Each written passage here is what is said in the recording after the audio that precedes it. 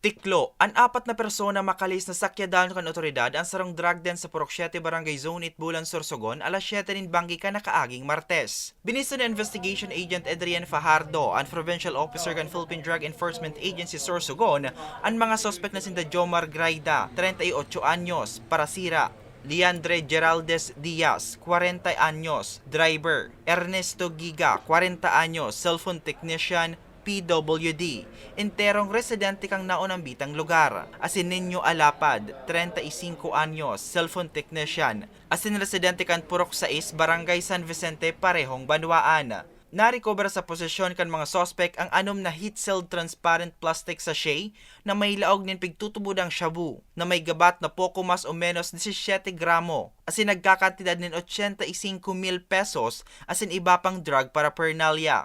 Nagsagibo po kita kisarong bypass operation na konsainan sa tuyang sarong PDEA agent na nagpanggap na pusher buyer is successfully po nakabakal nin illegal na droga duman sa suspect. Sa loob kan harong naaktuhan po kan sa yung mga operatiba na ining tulong other personalities is nagyaon man sa loob kan balay and nagagaramit po ning illegal na droga ning shabu. Kaya tulos-tulos pigsalakay ining balay kan sa tuyong mga operatiba at nagresulta po ini sa pag-aresto kay ning apat na personalidad.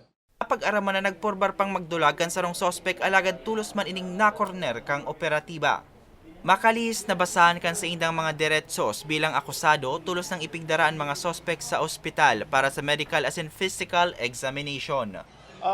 Hagad po kana PDEA Sorsogon, katuwang tadyan so Sorsogon Police Provincial Office na makitabangan sa paagi kang pagtaong impormasyon kung may mga naobserbaran sinda na mga kaduda-duda na illegal activities duman sa indang mga komunidad.